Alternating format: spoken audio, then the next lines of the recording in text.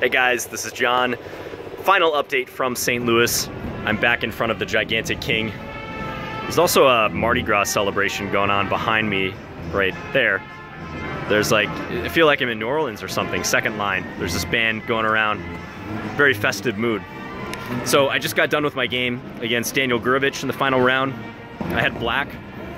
It was a classical Sicilian. And once again, I did not anticipate this opening.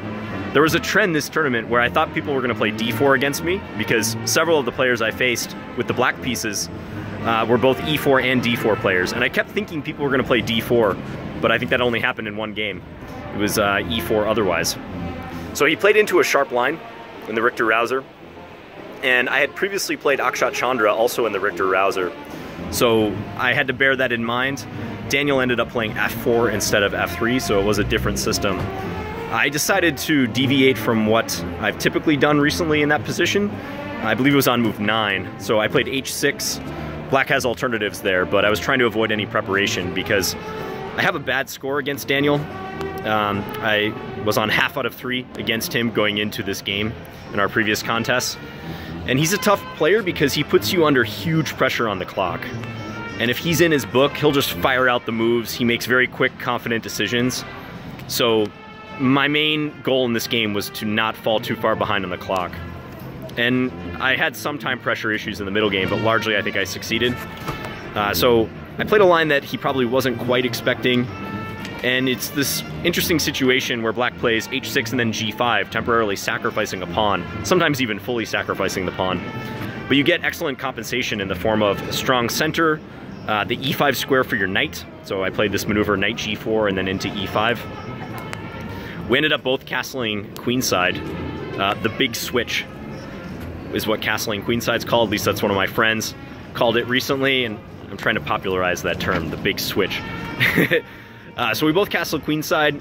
There's some weaknesses in my position, but at the same time, my central structure is dynamic and even pretty solid in a lot of cases too. Probably more so solid, I should say. We ended up trading some pieces. I thought he would perhaps play for an attack against my king along the g1, a7 diagonal, but instead he was content to trade down.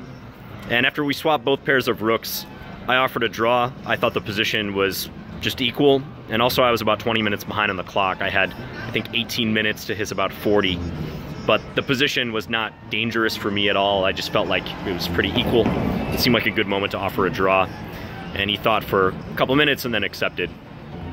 So, finished with a draw. My final score in the tournament was 5 out of 9, so I finished on +1. Solikidou and Women's Grandmaster Solikidou and Grandmaster Pavlo Vorontsov tied for first with 5.5. Solikidou needed to win in the final round with black against Tatev Abrahamian to make a Grandmaster norm. So she played a very strong event. That game went right down to the wire, but it ended in a draw. So strong event for her. Definitely a player to keep an eye on. Overall, my results, I'm pretty happy with it. I think I played decent chess. The loss in round 1 to Kamrakulov definitely put a damper on my tournament from a norm standpoint because the margin for error is just so slim after that. But I am proud of the way that I fought back. I avoided making any disastrous blunders in this tournament. Maybe the game against Kamrakulov would qualify under that. My time management was better, still not perfect, but better than, say, 3-4 months ago. So I have some good takeaways from this. Openings, also I was coming out of the opening in decent shape in most games. So I think if I continue to work on my time management, maybe also sharpen up some of my opening lines, things are boding well for my next tournaments. And speaking of that, I'm playing again in 2 days. I'm going back to Minneapolis tonight in about 1 hour, going to the airport right after I upload this video.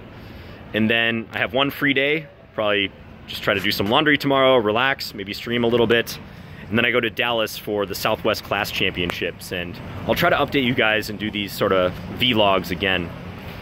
So thank you guys for following me in this tournament. The support was awesome, and I'm just so thankful that you guys are behind me, win, lose, or draw.